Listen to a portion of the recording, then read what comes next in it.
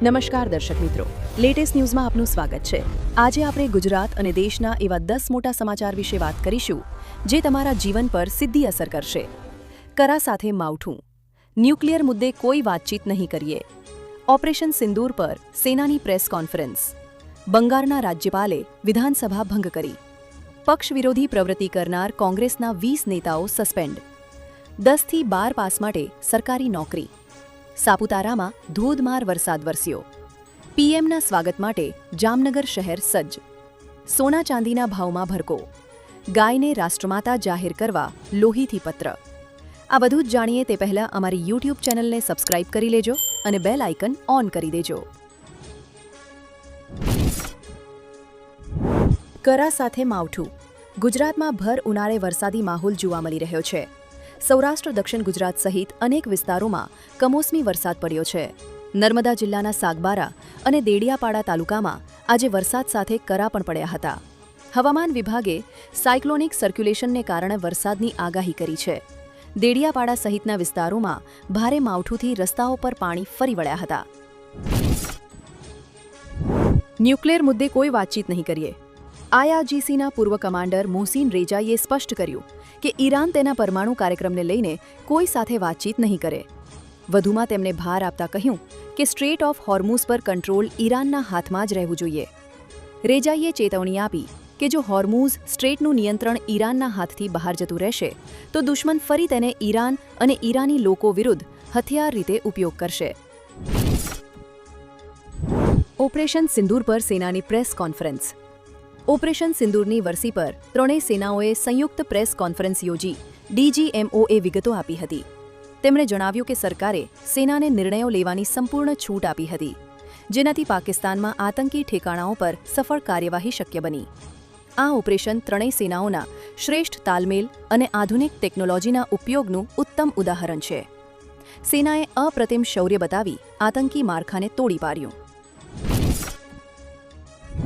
બંગાળના રાજ્યપાલે વિધાનસભા ભંગ કરી, રાજ્યપાલે પશ્ચિમ બંગાળ વિધાનસભા ભંગ કરી દીધી છે। બંગાળમાં નવી સરકારની રચનાનો માર્ગ હવે મોકળો થઈ ગયો છે। 2026ની વિધાનસભા ચૂંટણી માટેની પ્રક્રિયા પૂર્ણ થયા બાદ પશ્ચિમ બંગાળના રાજ્યપાલ આર.એન. રવિએ એક મહત્વપૂર્ણ પગલું ભર્યું છે। ભારતના બંધારણના અનુચ્છેદ 174ના કલમ 2ના ઉપખંડ બી હેઠળ તેમને મળેલી સત્તાઓનો ઉપયોગ કરીને તેમણે પશ્ચિમ બંગાળ વિધાનસભા ભંગ કરવાનો આદેશ જારી કર્યો છે। પક્ષ વિરોધી પ્રવૃત્તિ કરનાર કોંગ્રેસના 20 નેતાઓ સસ્પેન્ડ, સ્થાનિક સ્વરાજ્યની ચૂંટણી દરમિયાન પક્ષ વિરોધી પ્રવૃત્તિ કરવા બદલ કોંગ્રેસેથી વધુ માણસા તાલુકાના નેતાઓ સામેલ છે। પક્ષની આ કડક કાર્યવાહીથી ગાંધીનગર જિલ્લાના 20 નેતાઓને સસ્પેન્ડ કર્યા છે। અધિકૃત ઉમેદવારોને નુકસાન પહોંચાડવા અને શિસ્તભંગના ગંભીર આરોપ હેઠળ જિલ્લા કોંગ્રેસ સમિતિએ આ કાર્યવાહી કરી છે। આમાં સૌથી વધુ માણસા તાલુકાના નેતાઓ સામેલ છે। 10 થી 12 પાસ માટે સરકારી નોકરી, ભાવનગર મ્યુનિસિપલ કોર્પોરેશનને 2026 માટે 120 જગ્યાઓની ભરતી જાહેર કરી છે। Fireman, junior clerk, assistant programmer, બાળ રોગ વિજ્ઞાની તેમજ સ્ત્રી રોગ વિજ્ઞાની જેવી જગ્યાઓ માટે અરજીઓ મંગાવવામાં આવી છે। ઓનલાઈન અરજી 10 મે 2026 થી 31 મે 2026 સુધી ઓજાસ વેબસાઇટ પર થશે। પસંદગી લેખિત પરીક્ષા અને દસ્તાવેજ ચકાસણીના આધારે થશે। ફાયરમેન માટે શારીરિક કસોટી લેવામાં આવી શકે છે। વિગતો માટે ojas.gujarat.gov.in બુજો। સાપુતારામાં ધોધમાર વરસાદ વરસ્યો, હવામાન વિભાગની આગાહી વચ્ચે ડાંગ જિલ્લાના ગિરિમથક સાપુતારામાં અચાનક વરસાદ પડ્યો છે। ગુરુવારે વહેલી સવારથી કાળા વાદળો ઘેરાતા સાપુતારા, ડોન હિલ્સ અને તળેટી વિસ્તારોમાં વરસાદી ઝાપટા પડ્યા। વરસાદથી આખા વિસ્તારમાં ઠંડક અને ખુશનુમા માહોલ છવાઈ ગયો છે। પ્રવાસીઓ આ અચાનક વરસાદમાં ભીંજાઈને આનંદ માણી રહ્યા છે। કુદરતી સૌંદર્ય વધુ મનમોહક બનતા સાપુતારાનો નજારો અત્યંત આકર્ષક બન્યો છે। પીએમના સ્વાગત માટે જામનગર શહેર સજ્જ, પીએમ નરેન્દ્ર મોદી એકવાર ફરી ગુજરાતના પ્રવાસે આવી રહ્યા છે। પીએમ મોદીના સ્વાગત માટે જામનગર સંપૂર્ણપણે તૈયાર છે। વહીવટી તંત્ર દ્વારા પીએમના આગમન પૂર્વેની તમામ તૈયારીઓને આખરી ઓપ આપીને પૂર્ણ કરી દેવામાં આવી છે। આ મુલાકાત દરમિયાન પીએમ મોદી જામનગરમાં રાત્રિ રોકાણ કરશે, જેને લઈને વિશેષ આયોજન કરવામાં આવ્યું છે। પીએમ મોદીના આ પ્રવાસ દરમિયાન ધાર્મિક, સામાજિક અને વિકાસલક્ષી કાર્યક્રમોને ખાસ મહત્વ આપવામાં આવ્યું છે.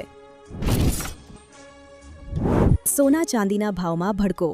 આજે સોના ચાંદીના ભાવમાં વધારો જોવા મળ્યો છે. દિલ્હી બુલિયન માર્કેટમાં સોનાના ભાવ 2,900 રૂપિયા વધીને પ્રતિ 10 ગ્રામ 1,55,400 રૂપિયા પર પહોંચી ગયો છે. જ્યારે અમદાવાદ, સુરત, વડોદરા અને રાજકોટ શહેરમાં 22 કેરેટ સોનાનો ભાવ પ્રતિ 10 ગ્રામ 1,39,510 રૂપિયા છે. જ્યારે 24 કેરેટ સોનાનો ભાવ પ્રતિ 10 ગ્રામ 1,52,190 રૂપિયા છે. ચાંદીના ભાવની વાત કરીએ તો આજે ચાંદી 2,65,100 રૂપિયા પ્રતિ કિલોગ્રામ પર ટ્રેન્ડ થઈ રહી છે. ગાયને રાષ્ટ્રમાતા જાહેર કરવા લોહીથી પત્ર. સુરતના 10 ટેક્સટાઇલ વેપારીઓએ ગૌમાતાને સન્માન અપાવવા પોતાના લોહીથી વડાપ્રધાન મોદીને પત્ર લખી અનોખો વિરોધ નોંધાવ્યો છે. સિરિંજથી લોહી કાઢી લખાયેલા આ પત્રમાં ગાયને રાષ્ટ્રમાતા જાહેર કરવા અને અલગ ગૌ સંવર્ધન મંત્રાલય બનાવવાની માંગ કરાઈ છે. આ અભિયાનને 5 લાખ લોકોએ સહીઓ દ્વારા સમર્થન આપ્યું છે. આજે આ આવેદનપત્ર કલેક્ટરને સોંપી દિલ્હી સુધી અવાજ પહોંચાડવા પ્રયાસ કરાશે. આવી જ માહિતી મેળવવા માટે અમારી YouTube ચેનલને સબસ્ક્રાઇબ કરો અને વિડીયોને લાઇક કરો, જેથી તમને આવી માહિતી મળ્યા રાખે.